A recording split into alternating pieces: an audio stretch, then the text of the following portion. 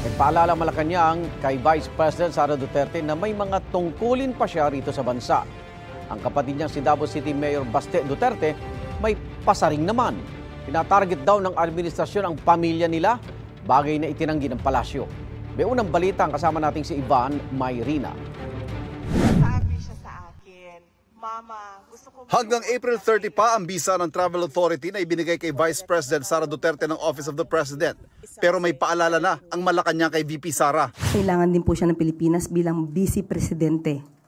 Siya po dapat ay nagtatrabaho hindi lang para sa kanyang ama, although na acceptable po at maiintindihan po natin sa ngayon ang kanyang nararamdaman. Pero tandaan niyo po niya, sinasabi niya po, milyon na Pilipino ang bumoto sa kanya at kailangan din po niyang pagsilbihan ito.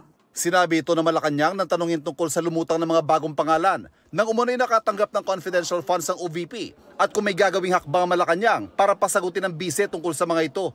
Si Jay Camote, si Miggy Mango, saka yung Dodong Gang, saka si Xiaomi 8. Talagang mga peking tao pa rin yung ginagamit na hanggang ngayon. Kung ito man po ay na-discovery po, siguro po mas paigtingin pa po talaga ang pag-iimbestiga patungkol po dito. Bakit po? Kasi karapatan po ng taong bayan malaman kung saan po talaga ginagasta ang pera, no? Ang pondo ng bayan. Sinusubukan namin kunin ang tugon ng Vice Presidente tungkol sa pahayag ng Malacanang. Tungkol naman sa mga bagong pangalang lumutang kaugnay ng confidential funds. Sabi ni VP Sara, Hindi ko masagot yan because as we speak, hindi namin alam how they handle the chain of evidence talaga eh.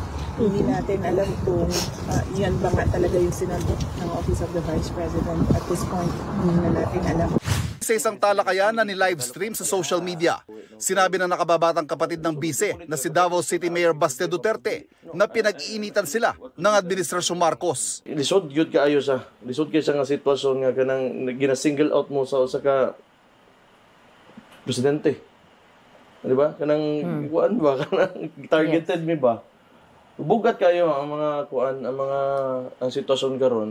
Kung tungkol sa pag-aresto raw ang tinutukoy ni Mayor Baste, ayon sa palasyo, wala raw silang magagawa rito dahil ang dating Pangulo pa lang ang may warrant mula sa ICC. Magyang kakulangan ng investigasyon at hindi pagsasampa ng mga kaso kaugnay ng mga umano'y libu-libong extrajudicial killing na nagtulak sa ICC para ipagpatuloy ang kanilang investigasyon. Bunga rin daw ng kawalan ng aksyon ng nakaraang administrasyon. Walang sinisingle out dito. Ang nangyari dito, yung mga kasong dito na tungkol sa crimes against humanity, kagagawan din po ng kanyang ama na ibinibintang sa kanila. Patuloy na naninindigan ng palasyo na hindi nasaklaw ng kapangyarihan ng ICC ang Pilipinas mula nang kumalas ito noong 2019. Pero kinikilala naman ang jurisdiction nito sa mga kaso bago ang pagkalas. Hindi pa rin napag-uusapan ang muling pagsapi sa ICC. Ito ang unang balita. Ivan Mayrina para sa GMA Integrated News. Igan, mauna ka sa mga balita, mag-subscribe na sa GMA Integrated News sa YouTube para sa iba't ibang ulat sa ating bansa.